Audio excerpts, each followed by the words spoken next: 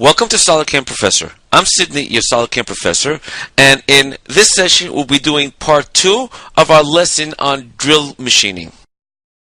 In my previous lesson, we drilled out these M3 holes, and now what I'd like to do is I'd like to work on these holes over here, which, as you can see, is a counterbore hole that we have to do this with two different diameters. So we'll start my operation, and I'll choose the option of drilling, and then I'll go into my geometry area. Now I'd like to pick these 4 holes, so I can click on each one of these surfaces, or I can use a different option called all circles and arcs, and then do a filter, and instead of all circles, choose by radius, click on by radius and choose that particular radius over there, that hole over there. And now when I click on all circle and center on this button over here, it'll automatically find me those holes on my geometry, on my part itself. And I'll simply accept that. Now the tool that I will be using will be the center drill. And I'll select my spot drill, which I've changed it actually to an 8mm diameter, so it can cover the diameter of the hole that we have over there. I'll simply say select. Now my levels, my upper level in this case is this surface over there. My drill depth will be also this surface, but I want the tool diameter, and if I don't know the value of the hole, I can simply go diameter value and click on that diameter itself, and that value will go in here automatically.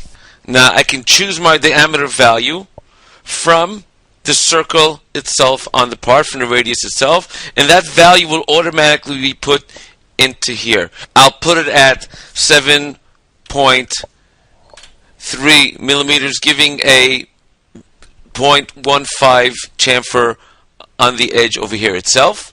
My technology area, I'll use a simple drill cycle type of drilling, and save and calculate.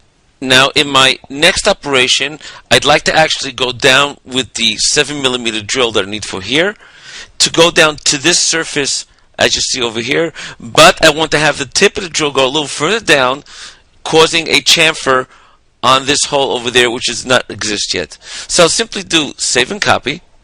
I'll change my tool to my 7mm drill simply by going into tool and selecting my 7mm drill. The levels, my upper level will be exactly the way it was before, but my drill depth this time will be up until this surface over here as shown here. And I'll use the diameter value of that circle over there to get the proper value that I need for the next hole.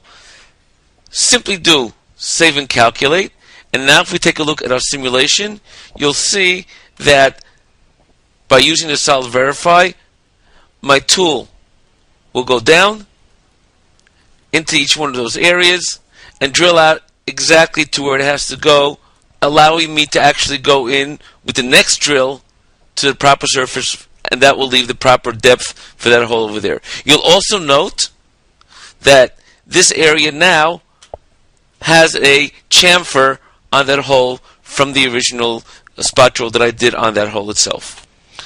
Next, I'd like to go in with a 4mm drill to finish up this hole itself. Again, I'll do save and copy, and this time in my tool area, I would choose the 4mm drill. My levels, my upper level this time will be the surface inside over here, and my drill depth will be to the bottom of the part itself. And what I'll do over here is I'll say full diameter, having my full diameter going past the bottom of the part itself.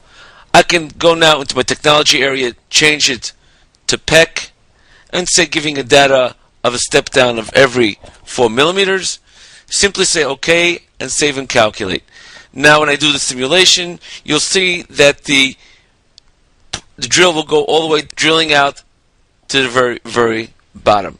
The only thing I have left to do now is just to flatten out that area. So I'll go into my next operation by doing save and copy. And this time I'll choose a 7mm flat drill. And I'll create that by simply taking this drill over here and copying it and giving it an angle of 180 degrees.